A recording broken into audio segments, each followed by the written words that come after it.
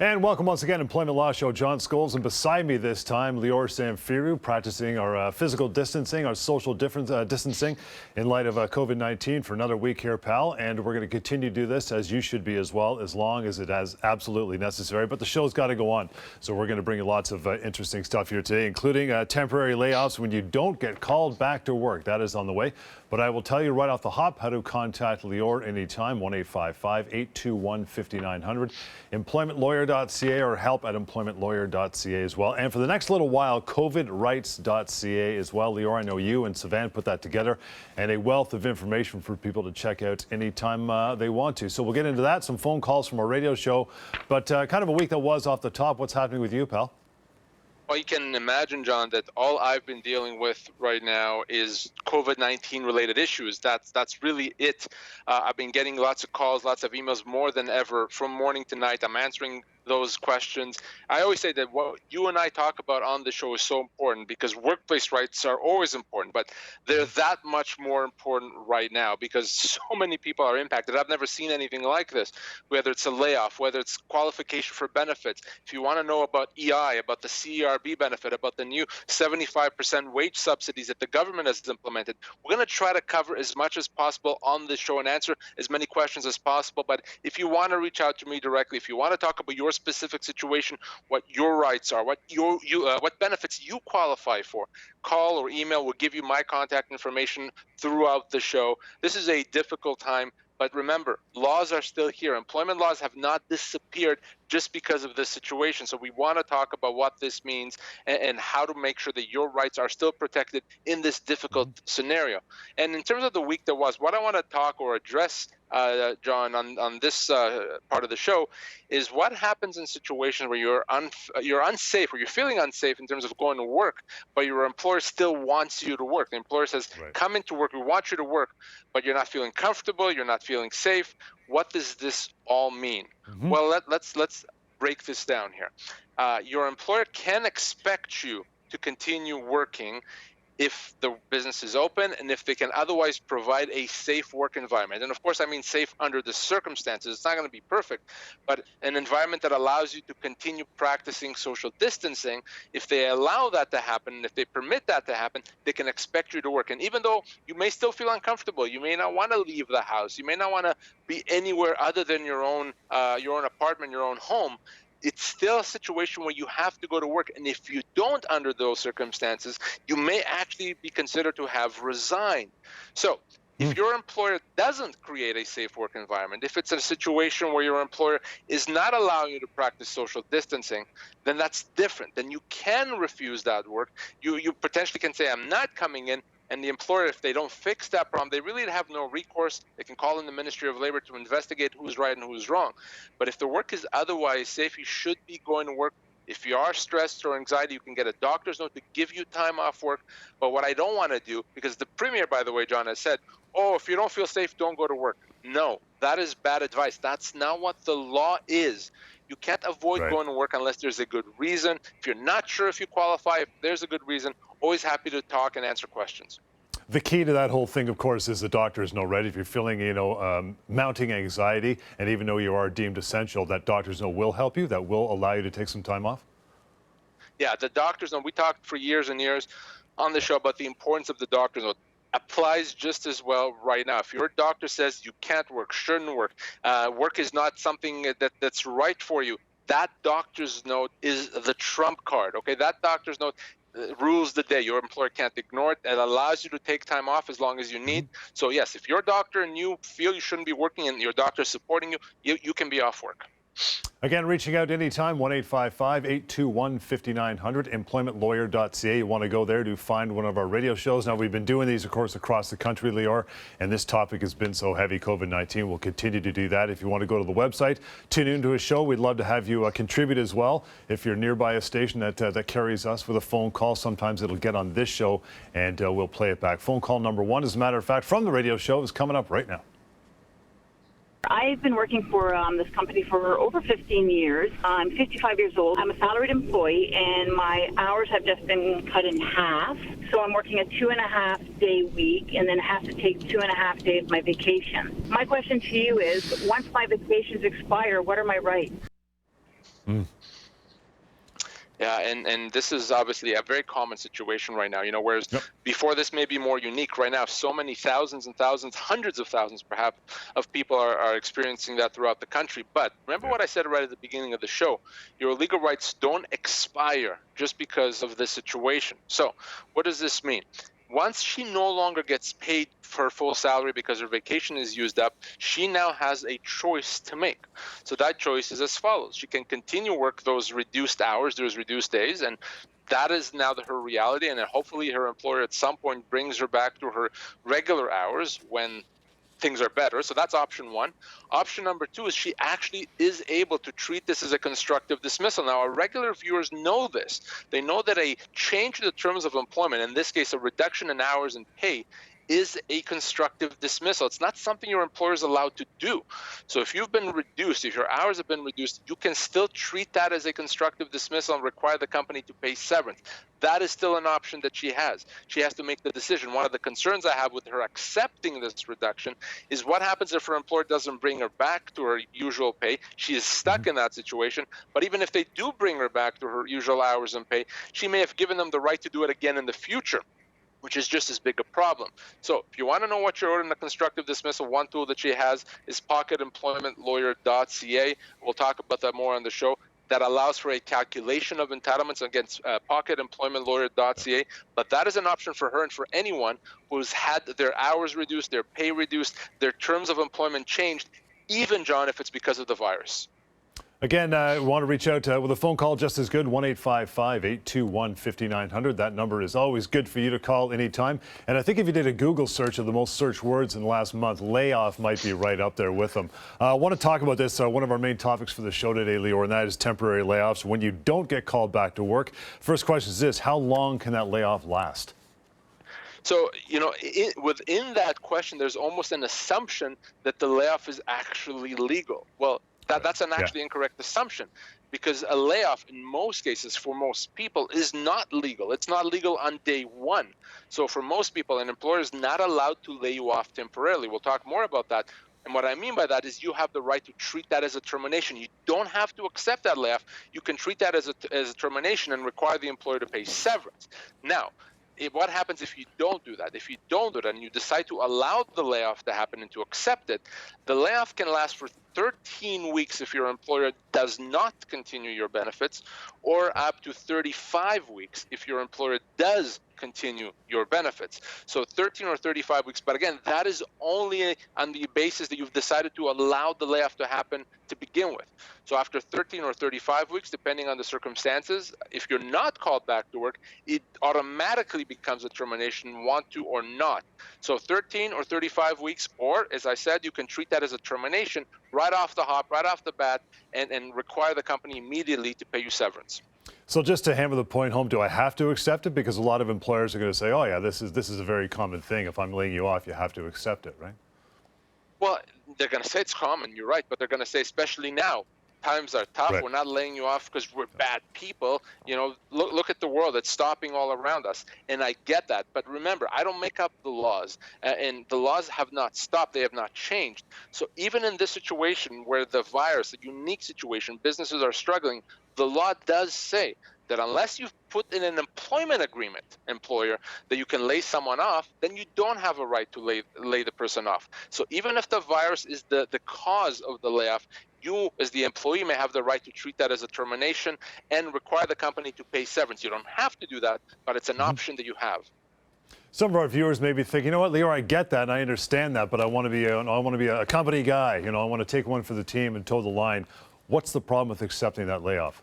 Is there one? There's a problem, and it's a big one. And the problem is this. The problem is that you may think this is a unique situation, and of course it is a unique situation, but by allowing the layoff to happen now, you've arguably given the right to the company to do it again and again in the future, even in times when there's no pandemic, when there's no virus. So you may think, okay, this one time, I'll take one for the team. I'm going to accept the temporary layoff. I'll go back to work when they call me. Fair enough. But what happens 2 years from now if the company wants to lay you off temporarily, there's no virus, at that point, you're not going to have the ability to say, no, I'm not accepting that, because back in 2020, you allowed it to happen. So that's something you want to consider. Are you comfortable with that reality? Are you comfortable with the situation where your employer now has a right that it wouldn't otherwise have, which is to lay you off temporarily? For many employees, that's not going to be an attractive reality, an attractive proposition. So that's why you do have to think long and hard as to whether or not you want to open that door. And if you don't want to open that door, if you don't want to take that risk of future layoffs, then constructive dismissal is an option. If that's what you want to do, give me a call. Okay, how about the scenario where I have decided to take the temporary layoff? Okay, I'll risk it this time. I'm waiting, standing by. Okay, still haven't called back to work. I'm still sitting at home. What happens now? So if your employer is continuing your benefits, that layoff can last for 35 weeks. That's a long time. We'll call it 8 months, 9 months, something in that range.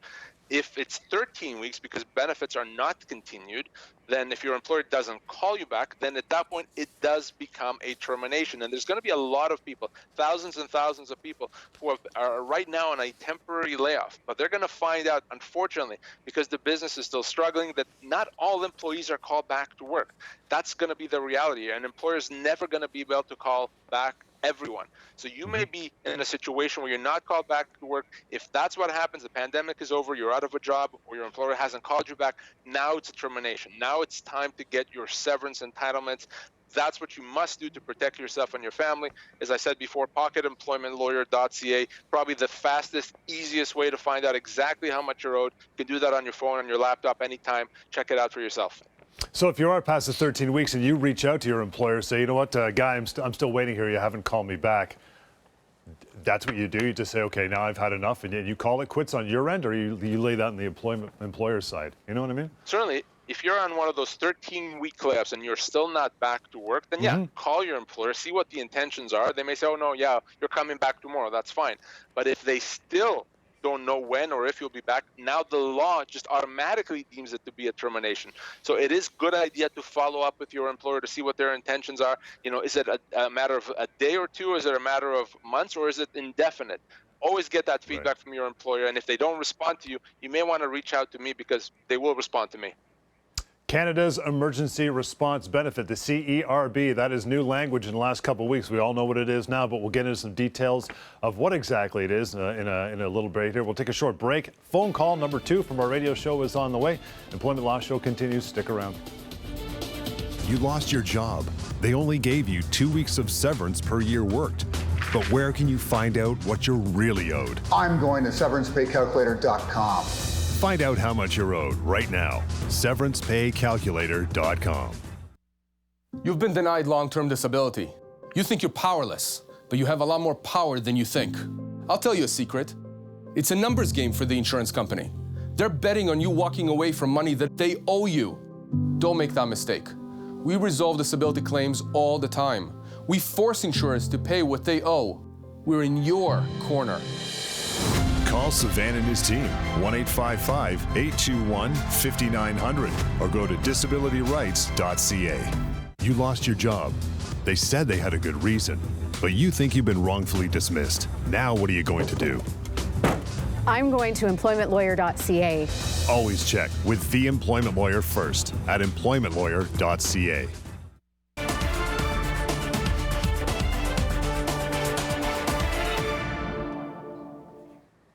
And welcome back, Employment Law Show. Again, 1-855-821-5900. Anytime to reach out, you can go to pocketemploymentlawyer.ca, or for the next little while, covidrights.ca is a good resource for you as well.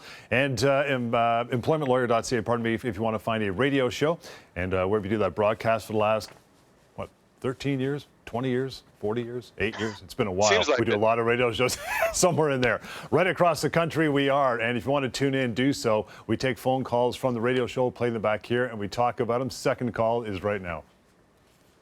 I work in sales selling capital equipment, and being in sales, I do have the ability to work from home 100%. Now we're shutting down for COVID-19, and everybody's laid off. Even if you had the ability to work from home, are they still able to lay you off?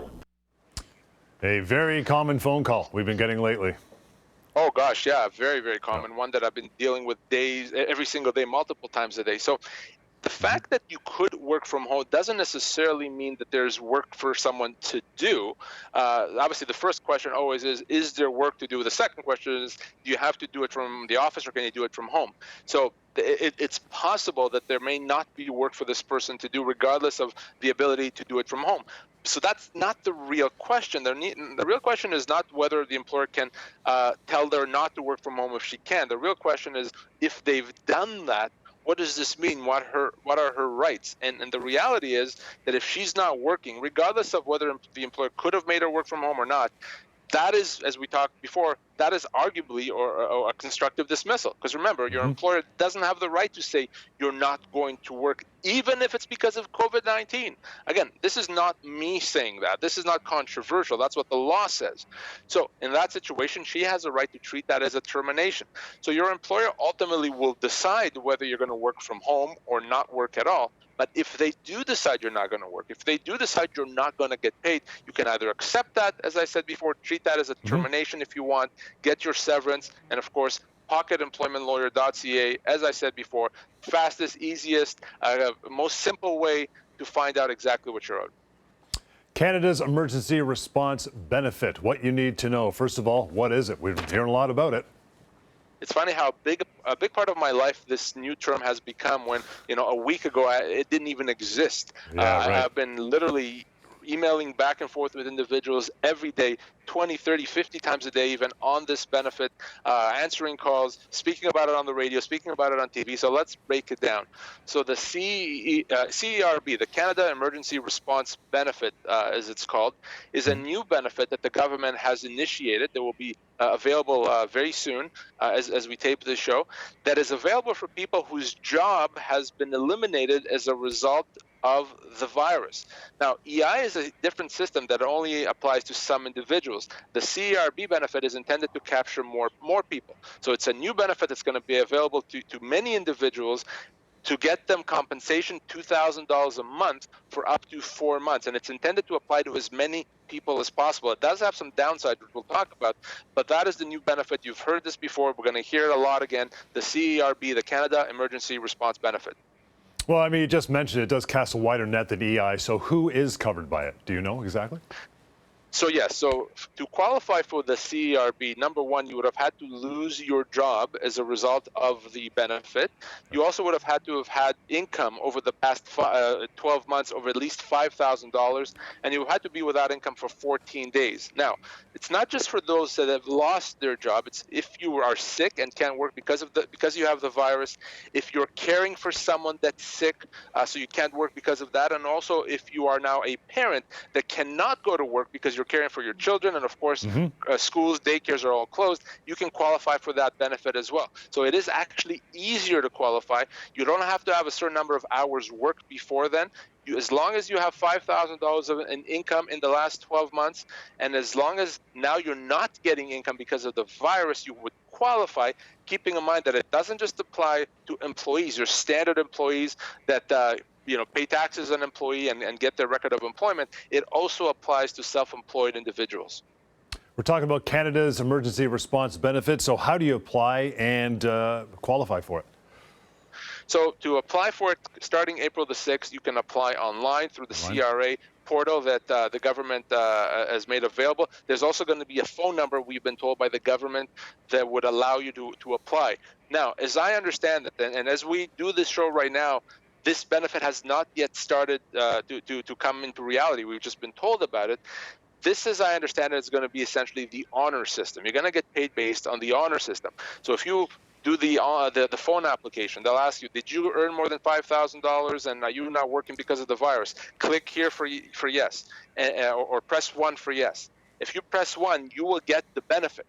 The problem is this may encourage some people that otherwise would not qualify to try to get the benefits because it's the honor system. Keep in mind, though, you're going to have to pay the piper at some point. And what I mean by that this is through the CRA. So at some point when you file your taxes, they likely will ask, it could be a year from now, but they're going to ask for proof.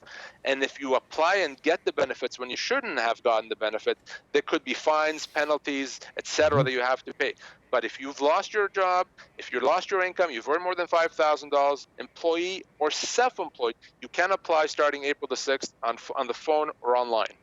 A very common question we've been getting lately on the radio show, as you know, is, Lior, I'm already getting employment insurance, EI. Can I still apply for the CERB? So what the government has said is that if you're receiving EI right now, or even if you've already applied for EI, you cannot get right now the CERB benefit. You shouldn't be applying for it. Now, that creates a bit of a problem, and the problem is this, that you may have applied a day ago for EI, not knowing about the CERB benefit. Yep. The CERB benefit, which is $2,000 a month for 4 months, could actually mean more money than the EI benefit, and say, wait a second, now that I've applied, I want to cancel it. Can I cancel it? The government has said that you cannot cancel it. So you may actually be getting less money on one of these benefits versus the other, but that's currently how it's structured. Keep in mind, of course, that while the CERB benefit is still running up until October of 2020, if your EI runs out during that period of time, you can switch over to the CERB benefit. Okay, so doesn't mean that just because you're on EI now, you'll never get that benefit. But if you have applied for EI or started receiving the EI, the government has said you should not now be applying or receiving the CERB benefit. Is there an alternative to the benefit if I've been laid off? So EI is a standard benefit, of course, that applies to most employees, and that's obviously an option, and you need your record of employment for that. You don't actually need your record of employment for the CERB benefit, so it is arguably more difficult to qualify for EI, but for some people that actually could mean more money.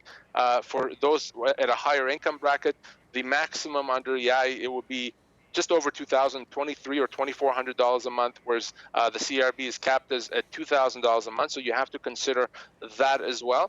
The other problem here, John, needs to be addressed is that for those individuals that have not lost their job, but their income has been significantly reduced, those people right now actually don't qualify for the benefit. So think about it. Let's say if I used to make $1,000 a week, now I make $50 a week. I mean, as bad as that is, the government is right now saying you won't qualify for the CERB benefit, but if that 50 was zero, you would. That actually doesn't make sense. That creates this twilight zone, if you will, of people that don't qualify for the benefit when they really should be. I hope that the government changes that and does something to allow more people to get that benefit. But right now, as it stands, there is that group of people whose income has been impacted in a big way, who may not qualify for either benefit, and that's a huge problem. Let's drill down on that one step further. The independent contractor now, because I know this has been the big elephant in the room in the radio show. Do they apply for severance or any of the benefit or anything? So a true independent contractor doesn't qualify for EI. We know that in most cases they don't pay into the system, so they don't qualify. That's an employee type benefit. But they would qualify for the CERB benefit if now they're not earning income, and of course if they've had more than $5,000. So that is a good thing. So people that would not be qualifying for EI could qualify for the CERB. But you mentioned severance. Remember, we talked about this on the show thousands of times, and individuals that are independent contractors are often misclassified. The law may consider them to be employees. That happens so often. Probably 9 out of 10 independent contractors that I see have been misclassified. So if you've lost your job, quote unquote, as an independent contractor, because the law may consider you to be an employee, you could be owed your full severance, which could be up to 2 years' pay. So if you lost your job as an independent contractor, before you do anything, even before you apply to a benefit, give me a call. Let's talk about that. Let's find out if you've been misclassified like so many people have. It's a great first step. As we go to a break here, I'll give you a way to reach out to Lior to do exactly that. 1-855-821-5900. PocketEmploymentLawyer.ca as well. We'll get back to our phone calls from the radio show after a short break. Stick around. You were being harassed, and when you said something about it, you're the one who lost your job. Now what are you going to do? I'm going to employmentlawyer.ca. Always check with the employment lawyer first at employmentlawyer.ca. Insurance companies deny long-term disability claims all the time. They give lots of excuses. Don't give up. I've seen it all. They've ignored your doctors, they've ignored you. You're angry and you're frustrated. But there's hope. We resolve disability claims all the time. We force insurers to pay what they owe. We're in your corner. Call Savan and his team, 1-855-821-5900, or go to disabilityrights.ca. You thought you had a secure job. You didn't see it coming. Now what do? I'm going to employmentlawyer.ca. Always check with the employment lawyer first at employmentlawyer.ca.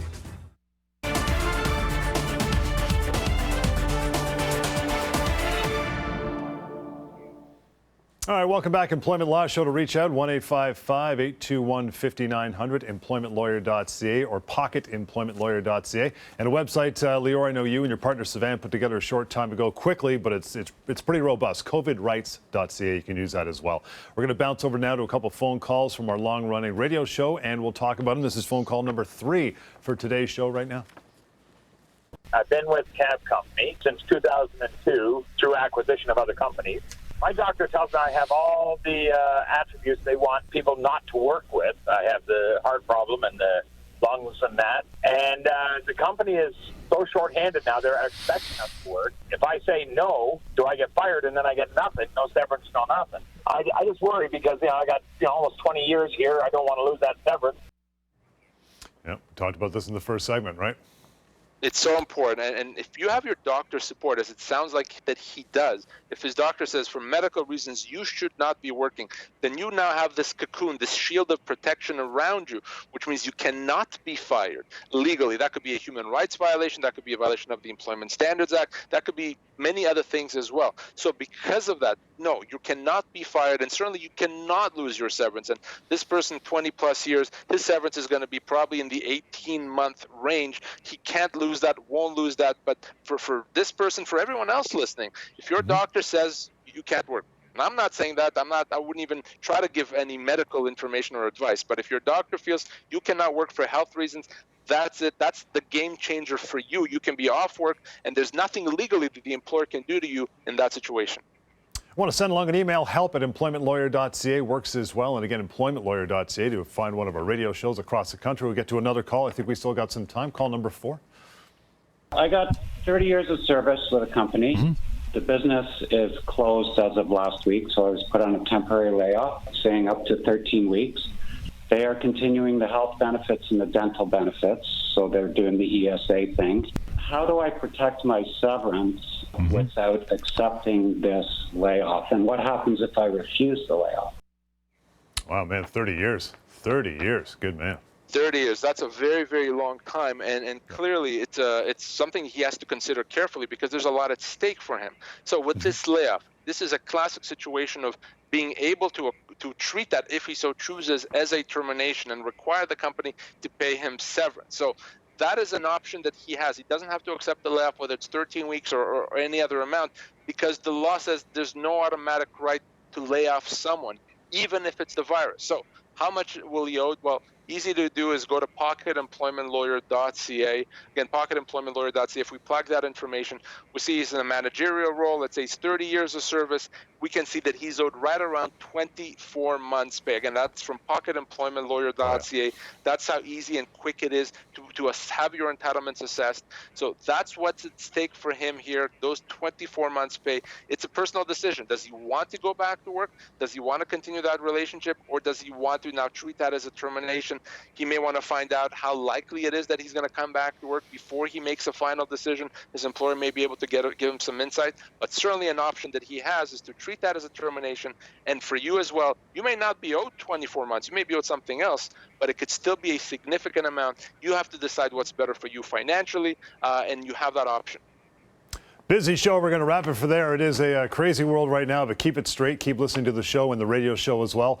Employmentlawyer.ca is where you're going to catch the radio show. Help at in front of that will get you an email address. And for the next little while, as we've mentioned several times, COVIDrights.ca is a good place to reach out. You want to capture Lior's information. Again, pocketemploymentlawyer.ca works as well. We will catch you next time right here on the Employment Law Show. Stay safe. Keep that distancing until you're told otherwise.